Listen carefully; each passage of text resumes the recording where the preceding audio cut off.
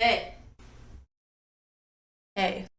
Hey, this is Red Hat Studios. I know it's been a while since my last video in December, but I think you guys will forgive me since I have moved. I know it's February, but it's gonna be okay. But today we're having a little bit of a saucier video, something that could be kind of controversial, don't know, but I'm sure there might be a few people that will think of me more negatively now that we're gonna talk about it. We're going to talk about, you guessed it, based on the title, Life is Strange 2 Episode 2. So if you haven't played the game, I would really probably suggest you not because it's kind of not worth it. And we're going to discuss a lot of it here. I know that the first episode was highly enjoyable. I really liked it, but the episode 2 was just kind of a garbage heap. It was pretty bad, and if you haven't played that one, just don't, unless you already paid for the season pass, unfortunately, and or have a friend that has it where you can borrow it on Steam, or just play it on their computer if you're live nearby them, whatever. I do want to disclaim here that there will be spoilers. I thought that would be obvious by now, but yeah, there is spoilers in this video. You've been warned. I do want to start off that I did have, I guess compared to now, higher hopes, like high hopes of how good the episode 2 would be going. I was warned that it wasn't going to be as great as the other episodes, but that kind of didn't paint a good enough picture of what I should be expecting. I still expected a fairly decent episode regardless. Definitely, I guess in the future, my bar will be set substantially lower now. And I do gotta say, like, now that I'm making the video, it's kind of, like, hard to recount some of it just because it does seem like a fever dream. Just purely because I can't believe half the things they put into it and decided that it was good enough to just be released with. I definitely thought quality control would have picked a lot of these errors up, such as poor writing and or glitches, but I guess we're just getting both of those things now. I don't think their quality control team really cared. And I'm sure a lot of people in the fandom, like I said, will be very mad because there is going to just be people that are just going to naturally white knight for Life is Strange just because of the demographic it caters to. I guess maybe some of my points will be stupid, but that might just be at the fault of myself being a little stupid, which is okay. I do want to say that I feel like my opinions have some merit just because I do still love the other games a lot, and the other episodes were just so much better than this one. Not like I'm just a hater randomly trying to like get some E-bucks off of Life is Strange. And I also don't see a lot of people talking about the newest installment of Life is Strange 2, which I find really weird because of just how drastically different in quality it is to the other episodes. But again, I think it's just because of the fandom being so protective of their series. Now, with my biggest gripe, I feel like they've had a lot of things implemented in the first episode that were kind of consolidated as the rules of the game, and they just kind of like yeeted that shit out. Previous knowledge the characters carried on and implemented in their lives are now just something they just don't do anymore. And the thing that sucks about this game so far, for the entirety of episode 2, Sean, which is the older brother, God, I hope I'm remembering this right, has always just been telling Daniel all the things they need to do in order to survive or just to get through life in a very decent way. Maybe not the best, but not the most worst options. But of course, Daniel being Daniel, he just completely ignores all that he's ever been pounded into his head with and carried on as if they weren't being sought out by the police. They really should be more careful, but I guess that's just not how Life is Strange is built. They need a lot of forced tragedies. And you're gonna be like, wow, forced tragedies? What do you mean? Listen, I get that there's a lot of tragedies in a lot of the past Life is Strange games, but it kind of made sense to me of why they went down a certain path, which I'm not going to really discuss the other games just because it's a huge bag in its own, but there's a lot of tragedies in the game that's actually set up in a way that it makes sense to it. Whereas this one in episode 2, it just doesn't, besides making the player feel bad.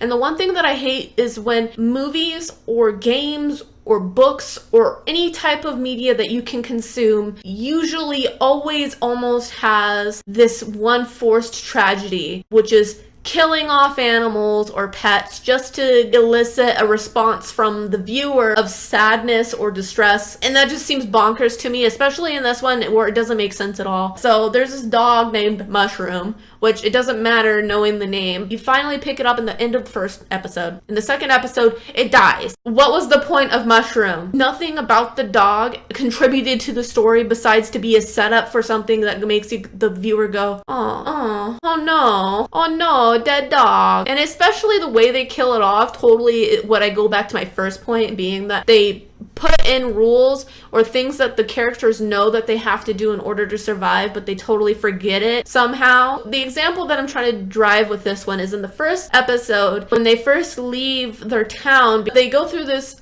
area where they have to find a camping ground so that they can sleep for the night so they don't get found. And there's signs that say, wary wild animals, be careful. Sean is like, hey, Daniel, stay in my sight at all times or else something bad could happen to you. Daniel's like, got it. And now hold that thought, okay? Especially in the beginning of episode 2, you learn that they've been staying at this abandoned house in the middle of the woods for 30 days and they're leaving, right? So they've had all this previous knowledge of what to do in the situation that they're in. However, there was a time where they were going to leave the house and go to their grandparents' house to live. Mushroom wanted to get out of the house. And now you as the player can choose to let Mushroom out of the house or not. And I chose not to because we were going to leave. So if Mushroom needed to go potty, he can go potty in the house or she can go potty in the house. And it won't matter because you find that the owner of the house is dead.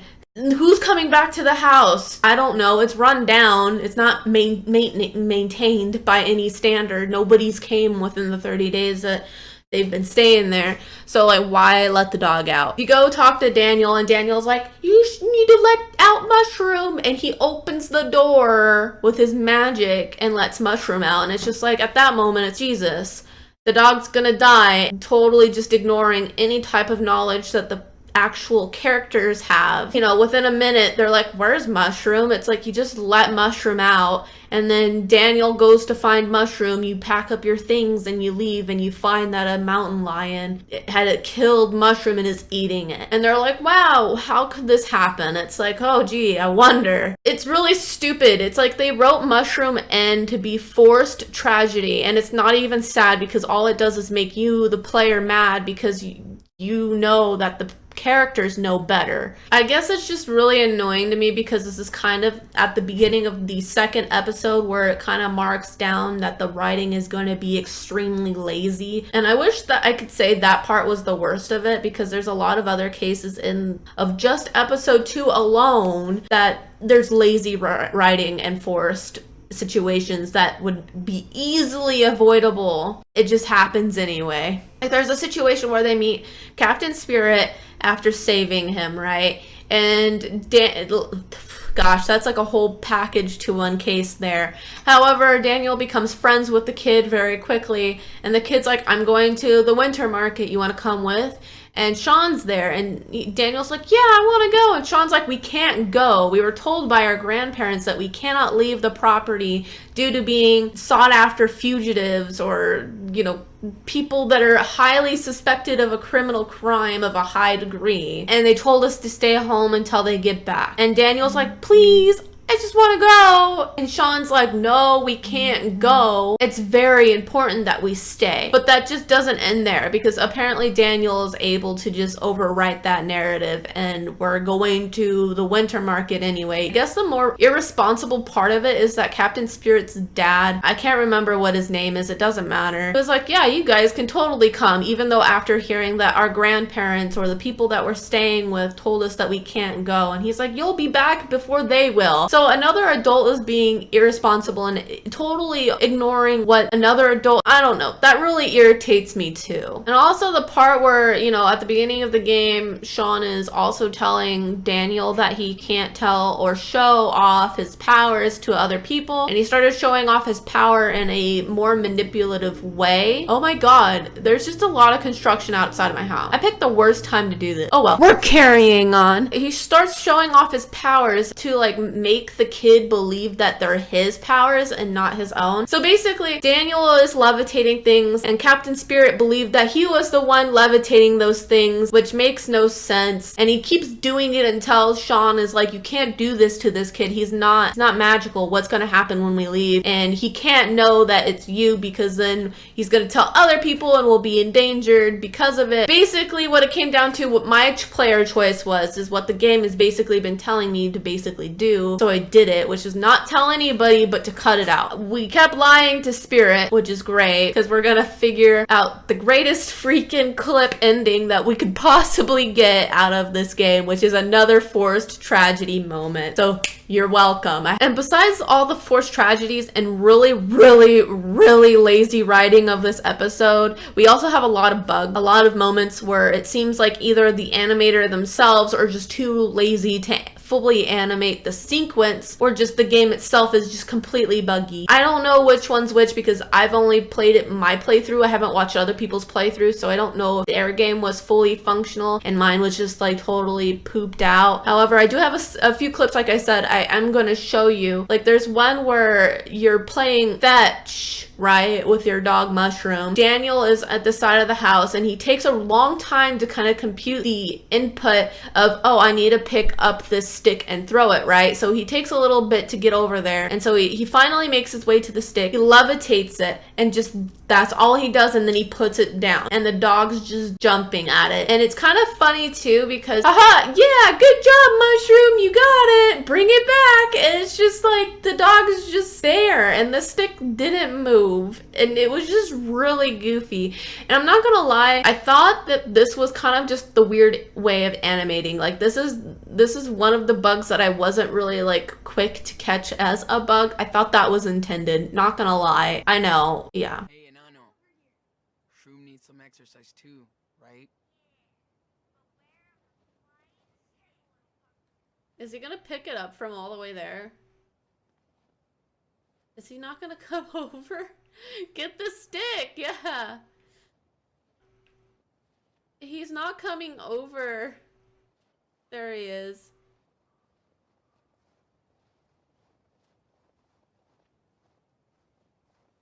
Want to fetch Mushroom? Huh?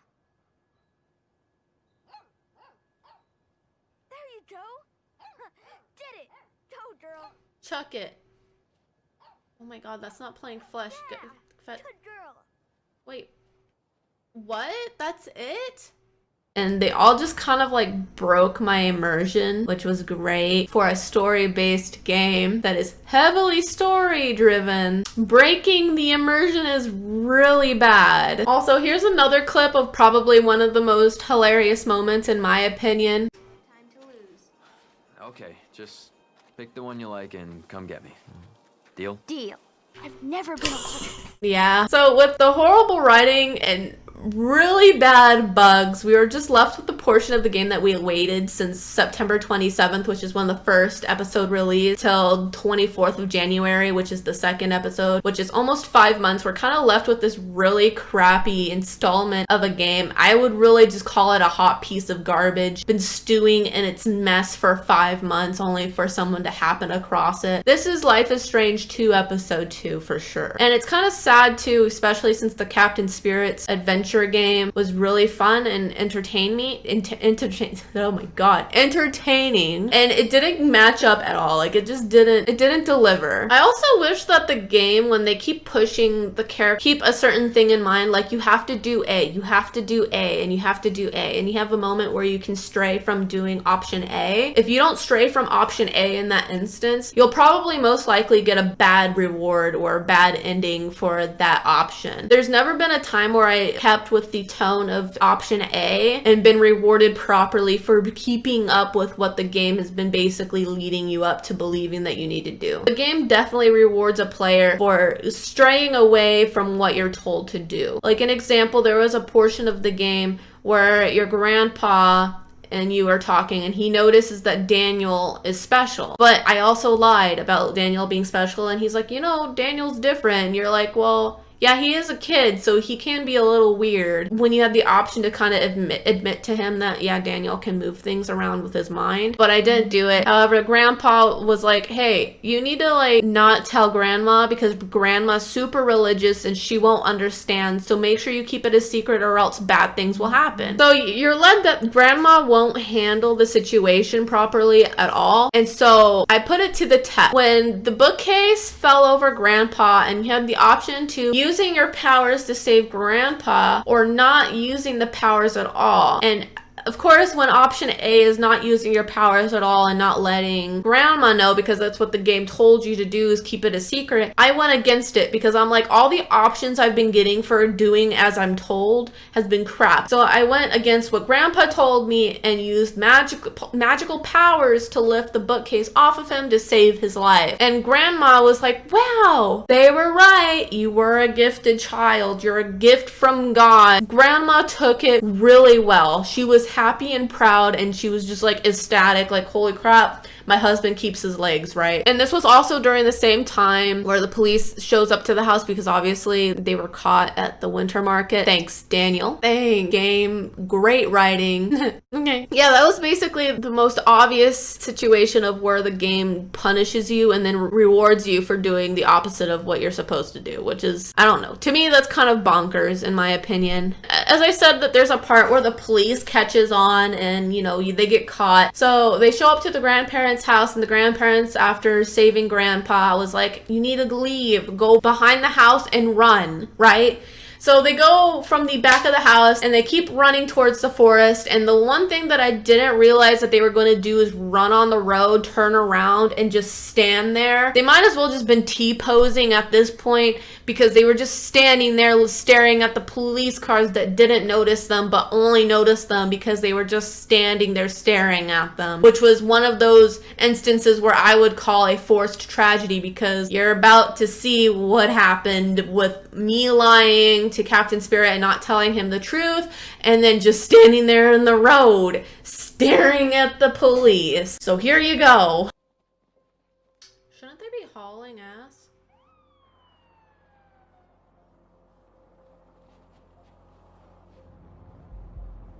What?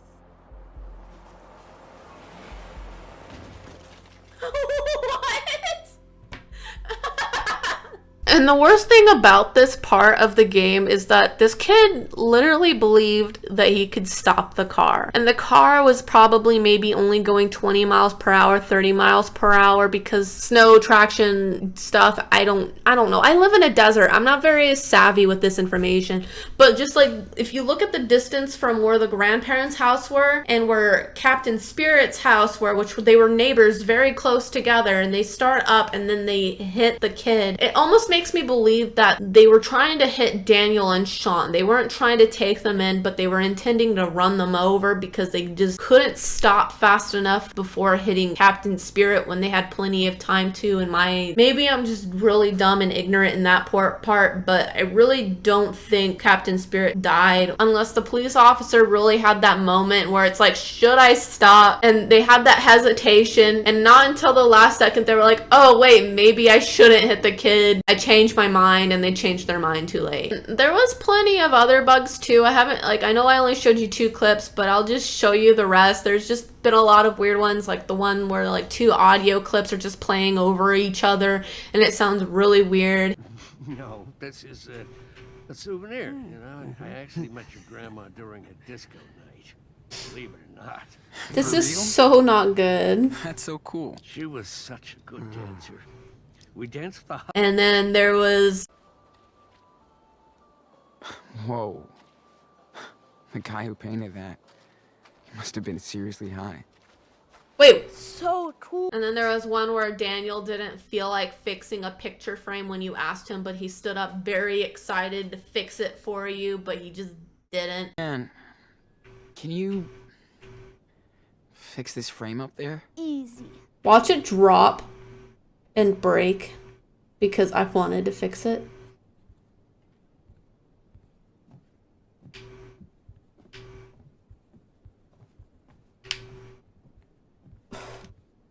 He didn't want to fix it from up there. He has to go down.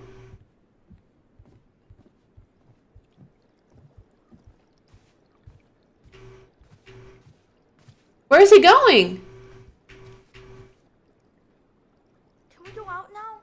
I'm so ready. So that was cool. You know, like I said, a lot of other quirky things happened during the game. That was just basically all the key points that I wanted to really talk about and show you guys. A lot of the VODs are just things that I quickly found in my Twitch VOD that I played because I didn't stop in between my gameplay through of the second episode. I just played it all in one chunk. So if you want to really watch how terrible episode 2 is without playing it, I would definitely head over to my Twitch channel, which is twitch.tv/redhack studios, and probably watching it there. I don't think this episode's very much worth the money by any means at all, because it doesn't really carry the quality of any of the Life is Strange games, in my opinion. I still don't know why they thought this writing was decent to publish. And before anybody came in here and was like, that's because you picked a bad option, I don't think that matters, because there's just so much forced tragedy in this game that makes no sense. They still don't make sense. So it's like, if it was a bad option I picked, because in the last